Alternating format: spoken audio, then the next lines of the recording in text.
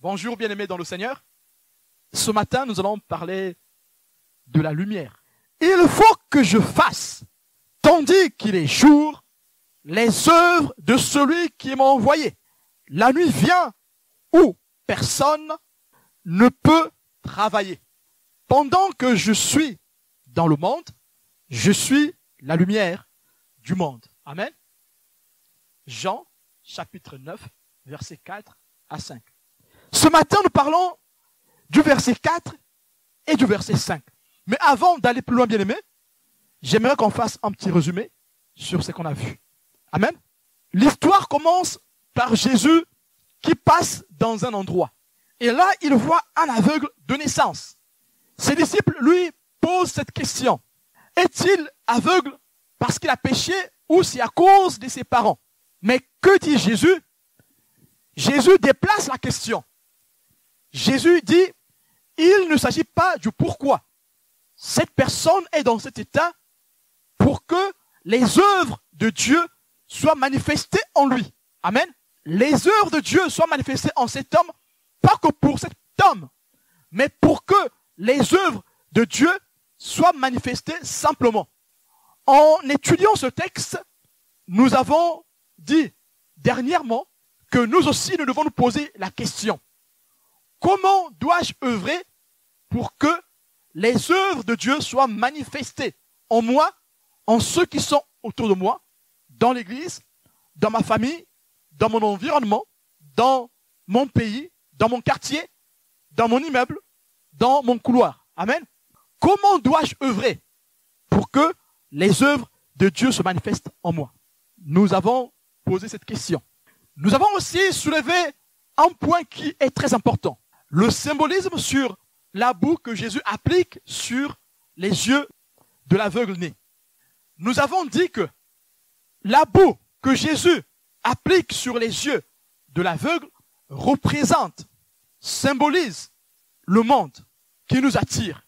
Bien-aimé, l'aveugle ici, nous avions dit qu'il est né aveugle. Amen.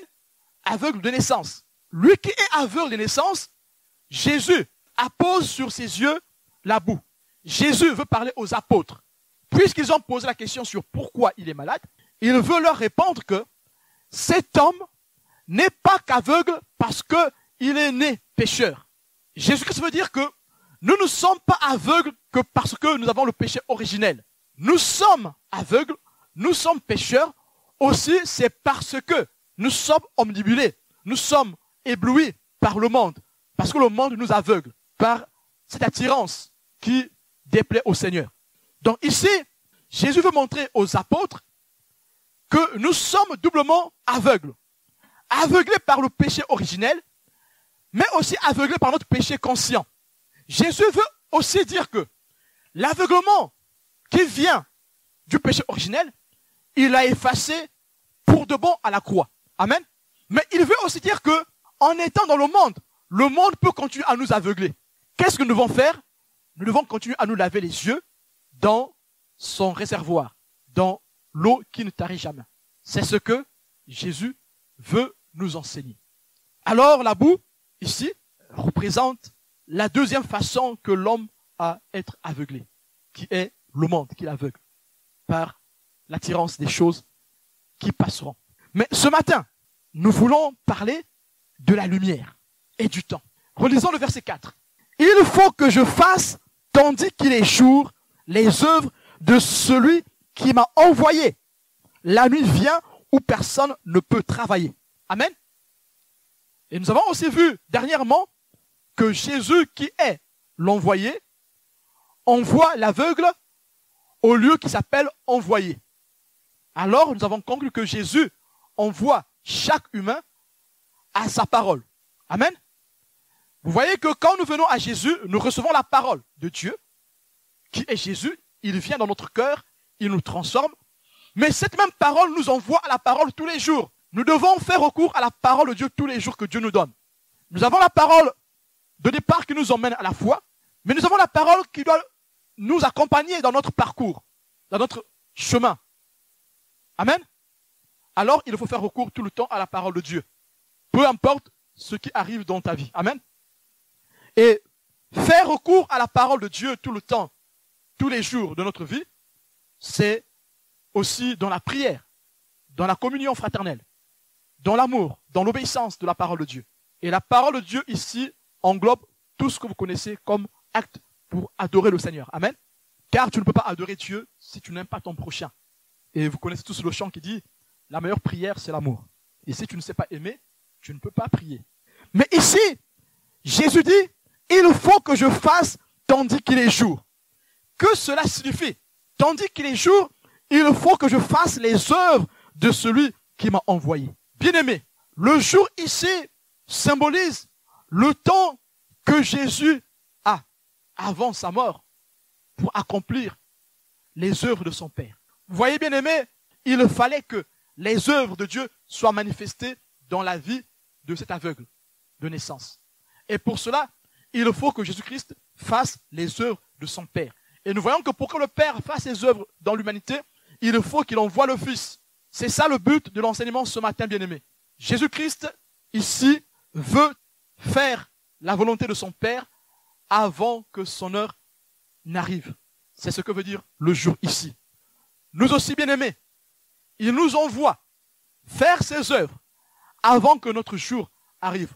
Car, bien-aimés, la nuit est la limite que Dieu a fixée pour faire ses œuvres. La limite de l'œuvre des enfants de Dieu, c'est la nuit. Amen. Alors, pendant qu'il fait jour, nous aussi, nous devons œuvrer pour que les œuvres de Dieu soient manifestées en tout un chacun. Amen. Pour que les œuvres de Dieu soient manifestées dans le monde, dans nos familles, dans l'humanité. Amen. Bien-aimé, Jésus-Christ ressent ce besoin. Jésus connaît le temps. Il sait compter le temps. Il est le maître des temps et des circonstances. Alors, il doit faire de sorte que les circonstances apparaissent comme Dieu le veut. Car Dieu est au contrôle de tout. Jésus-Christ est au contrôle de toutes choses. Amen. Bien qu'étant humain, il est en train de contrôler la mission pour laquelle le Père l'a envoyé sur terre. Alors, il dit, pendant qu'il fait jour, avant que je ne meure, je dois accomplir la volonté de mon Père. Toi, est-ce que tu te poses cette question? Est-ce que tu raisonnes comme Jésus? Pendant que tu es en vie, pendant qu'il fait encore jour, je dois faire les œuvres de mon Père. Et Jésus a déjà dit cette parole quand il était plus petit. Jésus, quand il avait 12 ans, il a dit la même chose. Il était parti avec ses parents à la fête, et là, il s'est échappé de la vigilance de ses parents, il s'est retrouvé en train de parler avec des docteurs de la loi, avec des adultes. Et là, le petit Jésus avait une profondeur que les adultes ne comprenaient pas. Et quand ses parents l'ont retrouvé, il leur a dit, il faut que je travaille pour mon papa. Ses parents n'ont rien compris. C'est à 12 ans que Jésus pouvait déterminer l'importance de travailler pour son Père. Mais vous, les enfants, à votre âge aujourd'hui, est-ce que vous connaissez l'importance de travailler pour votre Père, qui est Dieu? Vous allez me dire, bon, moi j'ai 8 ans, moi j'ai 9 ans, donc ça concerne ceux qui ont 12 ans. J'ai 11 ans, et j'aurai 12 ans dans un jour. Donc ça ne me concerne pas, tant que je n'ai pas 12 ans. Tant que mon jour d'anniversaire n'est pas arrivé, ça ne me concerne pas. Bien-aimés, les enfants, ça nous concerne tous. Dès que tu as l'âge de la conscience, ça te concerne. Amen. Si tu sais qu'insulter, ce n'est pas une bonne chose, ça te concerne. Nous devons avoir pour priorité accomplir la volonté de notre Père. Nous devons avoir pour priorité dans tout ce que nous faisons dans nos vies. Nous devons avoir pour priorité l'accomplissement des œuvres, la manifestation des œuvres de notre Papa. Amen. Et la nuit représente la mort. La nuit finit par arriver pour nous tous. Mais est-ce que pendant le jour, nous avons pour priorité travailler pour Papa? Alors, quand tu vas rentrer chez toi, pose-toi cette question. Fais-toi une liste. Qu'est-ce que tu veux faire pour Papa? Quelles sont les œuvres que toi tu veux faire pour Papa? Bien-aimé, notre Seigneur Jésus-Christ connaissait les œuvres qu'il devait poser pour Papa. Amen. Pour Abba. Il avait la liste de ce qu'il devait faire. Cette liste est bien mise en évidence dans Ésaïe 61. Amen. Mais nous, quelle est notre liste? Nous allons voir ici la liste, bien-aimés, par rapport à l'enseignement que Jésus-Christ donne ici. Et il dit, la nuit vient où personne ne peut travailler. Et vous vous souvenez dans les psaumes, David a dit, les morts t'adorent-ils? Les morts peuvent-ils te louer? Les morts peuvent-ils œuvrer pour toi? Alors David dit à Dieu, sauve-moi, et je continuerai à te louer. Mais or que toi, Dieu te sauve. Dieu te donne la vie tous les jours, tu es en bonne santé. Même si tu as le rhume, mais tu respires, tu peux manger. Il y en a qui ne peuvent pas manger. Il y en a qui mangent par voie intraveineuse, par des tuyaux. Mais toi, tu peux manger, tu peux déguster, tu peux prendre le goûter, bien-aimé. Et alors, Dieu t'aime. Amen. Il faut que tu aies pour priorité le Seigneur. Car la nuit arrive où on ne peut travailler pour le Seigneur. C'est maintenant, les enfants. Il faut que notre priorité soit Jésus. Partout là où tu vas, il faut que ta priorité soit Jésus. D'abord Jésus. Amen. La nuit, c'est la mort. Le jour, c'est maintenant. La vie que nous avons, le souffle que nous avons aujourd'hui, nous devons l'utiliser pour servir le Seigneur. Et il complète. Pendant que je suis dans le monde, je suis la lumière du monde. Amen. Pendant que je suis dans le monde, je suis la lumière du monde. Vous vous souvenez? Cette personne est aveugle de naissance. Il est né dans les ténèbres totales. Jésus est appelé la lumière. Il le déclare, Jésus. Il l'annonce. Je suis la lumière du monde. Et bien aimé, il a annoncé depuis Jean 8. Si vous lisez le chapitre 8 de Jean, vous allez voir que Jésus annonce qu'il est la lumière du monde. La lumière, c'est la solution. La lumière, bien aimé, c'est une bénédiction. La lumière, bien aimé, nous montre le chemin. La lumière, bien aimé, nous éclaire. Nous ne marchons plus en tâtonnant. Mais Jésus ici déclare qu'il est la lumière du monde. Bien aimé, être la lumière du monde, c'est être la solution. Jésus déclare ici que je suis la solution. La nuit, on ne peut pas travailler, bien aimé. Il a bien dit.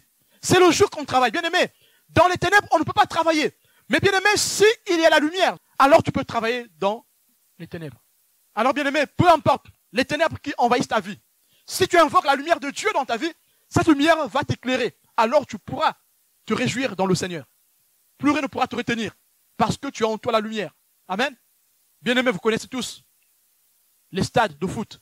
On joue la nuit, n'est-ce pas? Pourquoi? C'est parce que il y a des lampadaires. Mais or que Jésus éclaire plus que ces lampadaires. Et bien aimé, si vous allez dans la Bible, dans l'Apocalypse, il est écrit qu'il n'y aura plus besoin d'électricité, des lampadaires. Parce que Dieu sera notre lumière. Amen. Dieu le Père, notre Seigneur Dieu Tout-Puissant, sera notre lumière. Nous serons éclairés par le Seigneur lui-même. Alors, nous n'allons plus gaspiller les ressources naturelles. Il n'y aura plus l'exploitation du pétrole. Amen. Bien-aimés, quand Jésus prendra son règne, quand nous serons auprès du Père, on n'aura plus besoin des énergies fossiles. Plus de gaz, plus d'électricité, plus de factures qui coûtent 600 €. Bien-aimé, tu ne vas pas te réveiller comme ça et puis le matin, le facteur passe et tu vois une facture qui coûte 1222 €. Pourquoi? C'est pour la facture d'eau. Il n'y aura plus ça. Jésus sera notre source d'eau, intarissable. Papa, notre Dieu, sera notre lumière, intarissable. Donc il n'y aura plus facture de gaz. Bien aimé, il n'y aura plus ça. Il n'y aura plus facture d'électricité. Nous aurons la lumière à foison. Nous aurons une énergie éternelle qui sera en nous et autour de nous. Mais pour cela, Jésus dit, je suis la lumière du monde. Bien aimé, nous avons vu que l'aveugle est né aveugle. De l'aveuglement, bien aimé, cet homme passe à la lumière. Il devient à son tour une lumière. Amen. Mais quand Jésus dit ici que la nuit vient où personne ne peut travailler, Jésus veut aussi parler des apôtres. La nuit vient où les apôtres ne peuvent travailler. Il dit, la nuit arrive où personne ne peut travailler. Dans ce personne, il y a Jésus, il y a les apôtres, les disciples, mais il y a aussi nous aujourd'hui. La nuit vient où nous ne pouvons travailler. Amen. Jésus veut dire que, comme je suis la lumière, je fais de vous des lumières. Nous sommes tous des petites lumières. Nous sommes des Christos, des petits Christos. Voilà pourquoi ce nom a été donné aux chrétiens, des petits Christ, les chrétiens. Si nous sommes des petits Christos, alors nous devenons aussi des lumières. Amen. En guérissant cet homme, Jésus veut montrer aux apôtres que, vous voyez, cette personne est née dans les ténèbres, représente le péché originel, qui nous éblouit, qui nous ferme les yeux, et il appose la bouche sur ses yeux pour pour montrer que le monde aussi nous rend aveugles. Et il fait de cette personne qui est aveugle de naissance une lumière. Puisqu'il est la lumière, il lui ouvre les yeux et cette personne devient aussi une lumière. Alors, les œuvres de Dieu sont manifestées. Le but principal, bien aimé, de la manifestation des œuvres de Dieu, c'est le salut des hommes. Et vous voyez, Jésus-Christ ici vient accomplir le salut de cette personne. Cette personne n'aura pas que les yeux physiques ouverts, mais cette personne aura aussi les yeux spirituels ouverts. Lisons Matthieu 5, versets 14 à 16. Jésus dit, « Vous êtes la lumière du monde. Une ville située sur une montagne ne peut être cachée. Et on n'allume pas une lampe pour la mettre sous le boisseau, mais on la met sur le chandelier et elle éclaire tous ceux qui sont dans la maison. Que votre lumière luise ainsi devant les hommes, afin qu'ils voient vos bonnes œuvres et qu'ils glorifient votre Père qui est dans les cieux. » Bien-aimés, ici nous avons l'explication exacte d'être lumière dans les ténèbres. Nous sommes des lumières. Cette personne ici qui est touchée par Jésus devient une lumière. Si les œuvres de Dieu se manifestent en nous, nous devenons des lumières. Et quand Jésus-Christ a donné sa vie à la croix, il a fait de tous ceux qui acceptent cette œuvre de crucifixion des lumières. Alors nous devenons des lumières. Si nous sommes des lumières, alors notre lumière doit éclairer notre entourage. Et Matthieu, chapitre 5, versets 14 à 16, explique exactement ce qu'a vécu l'aveugle-né. Bien-aimé, cet aveugle-né devient une lumière. Et nous allons voir plus tard qu'il va commencer à apporter cette lumière aux autres. Jusqu'à même prêcher les pharisiens. Mais ça sera plus tard. Alors, bien-aimés, si nous sommes éclairés par Jésus, notre lumière doit luire devant les hommes. Nous devons être un vrai témoignage dans notre comportement, dans notre attitude, dans notre vie, partout où nous passons. Les gens ne doivent pas médire contre Dieu à cause de nous. Nous devons être porteurs de paix, même à la maison. Nous devons être des gens conciliants, réconciliants, unissants. Amen. Supportants, portants. Et c'est en cela qu'ils verront des bonnes œuvres en nous. Alors, vous avez vu, on a parlé d'une foi qui est imbibée d'humilité, mais ce matin, le Seigneur nous parle d'une foi qui est entourée des œuvres. Nous sommes en train de voir, par les miracles opérés par Jésus, les dimensions de foi. Il y a la foi qui est trempée d'humilité, il y a la foi qui est entourée des œuvres. Mais une vraie foi, c'est celle qui produit des œuvres. Et Jacques veut le dire, montre-moi ta foi sans les œuvres. Je te montrerai ma foi par les œuvres. Bien-aimé, notre Dieu Tout-Puissant sait lire les cœurs. Il n'a pas besoin que tu lui démontres les œuvres pour qu'il voit que tu as la foi. Amen. Mais moi, qui te parle, est-ce que je sais lire dans les cœurs? Non, je ne sais pas lire dans les cœurs. Alors, moi, en tant qu'humain, j'ai besoin de voir tes œuvres. Toi qui me vois, est-ce que tu peux lire dans mon cœur? Non. Alors, tu as besoin que je montre les œuvres. Alors, si ma foi ne produit rien, alors c'est une foi stérile. Amen. Bien aimé, vous avez vu qu'ici, on parle d'une foi stérile. Et vous voyez vous-même que pour que cette foi soit une foi qui produit, il faut qu'il y ait le Saint-Esprit. Amen. Alors, invoque le Saint-Esprit dans ta vie. Si tu invoques l'Esprit, tu ne seras plus stérile. Tu ne diras plus, oh non, je n'arrive pas. Ça fait longtemps que j'ai fait. Tu n'as pas invoqué le Saint-Esprit. Invoque le Saint-Esprit, alors tu ne seras plus stérile. Alors tu seras une lumière qui éclaire le monde, qui éclaire les hommes. Et les gens qui te voient pourront glorifier Dieu. Dans ta famille, dans ta maison, parmi tes amis, au travail, même ceux qui te calomnient, il y a des moments où ils vont dire, mais pourquoi on le calomnie?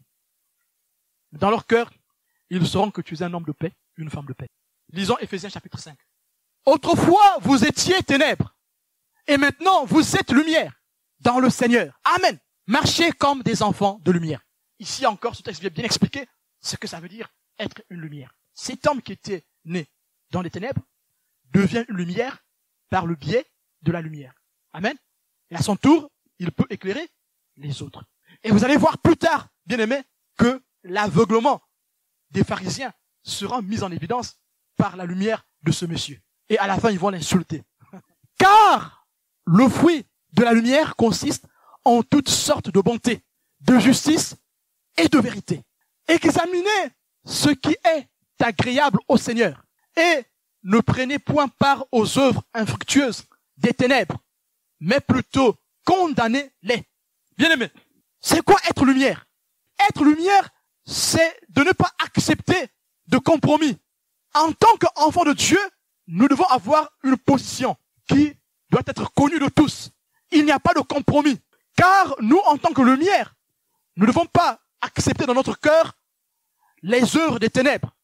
Je réitère qu'ici, nous ne condamnons pas ceux qui sont dans les ténèbres. Non, c'est pas notre rôle, ce n'est pas notre but. Notre but, c'est de les éclairer.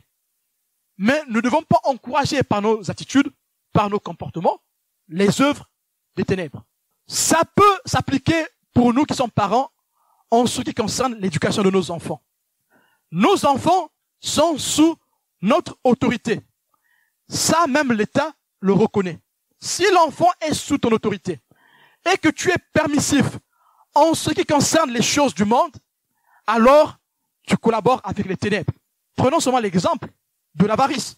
Ton enfant est avare, par exemple, et que tu laisses l'enfant faire, parce que toi, ça te gêne pas. Et pourtant, il y a une voix qui te dit, mais tu n'as pas remarqué ce comportement-là, il n'est pas bien. Corrige-le. Mais toi, tu n'as pas voulu le corriger. Tu collabores avec les ténèbres. Par exemple, ton enfant aime la violence. Mais toi, tu justifies cette violence. Et tu ne veux pas corriger ton enfant. Ou ton enfant n'aime pas ranger sa chambre. Et toi, tu ne veux pas corriger cela. Tu as corrigé une fois, deux fois, tu dis, bah, écoute, je n'en peux plus, je vais laisser, je suis trop fatigué. Ah ben non, continue jusqu'à la fin. Jusqu'à ce que, un jour, il va se dire, finalement, il faut que je range ma chambre parce que ça fait 18 ans qu'on me demande de ranger la chambre. Bien-aimé, Jésus nous posera la question le dernier jour. Qu'as-tu fait de ce que je t'ai donné? Nos enfants, ce sont nos talents que nous devons aussi fructifier. Et Dieu nous posera cette question à nous tous. Qu'as-tu fait avec ce que je t'ai donné? Prenons la musique profane, la musique obscène. Tu laisses tes enfants écouter ces musiques et pratiquer ces choses. Tu collabores avec les ténèbres. Vous connaissez les exemples. Nous devons être des vraies lumières qui n'encouragent pas les ténèbres. Car il est honteux de dire ce qu'ils font en secret. Mais tout ce qui est condamné est manifesté par la lumière. Tout ce qui est condamné, c'est ce que nous venons de citer, qui est manifesté par la vérité. Et ce matin, la vérité que nous prêchons ce matin vient mettre à nu ce qui est caché. Amen. Car tout ce qui est manifesté est lumière. Amen. Alors, bien-aimés, cette parole de ce matin ne nous envoie pas à la culpabilité. Dans la lumière, il n'y a pas de culpabilité. Dans la lumière, il n'y a pas de condamnation. La condamnation, c'est pour les ténèbres. Celui qui avoue, qui accepte, qui veut marcher avec le Seigneur sera lumière. Alors, il n'y aura plus de culpabilité. Notre Dieu est bon. Et quand notre Dieu nous sauve, il ne nous juge pas. Il efface notre passé. Il efface tout. Il enfonce tout au fin fond des abîmes. Il met un caillou dessus. Et aucune de ces choses ne peut se merger. Voilà pourquoi ce matin, c'est un message d'espoir. Jésus nous montre que si nous acceptons sa parole, nous pouvons devenir des lumières et éclairer ceux qui sont autour de nous. Mais pour cela, nous devons continuer à nous laver les yeux à la piscine de Siloé. Amen. Nous allons prier le Seigneur.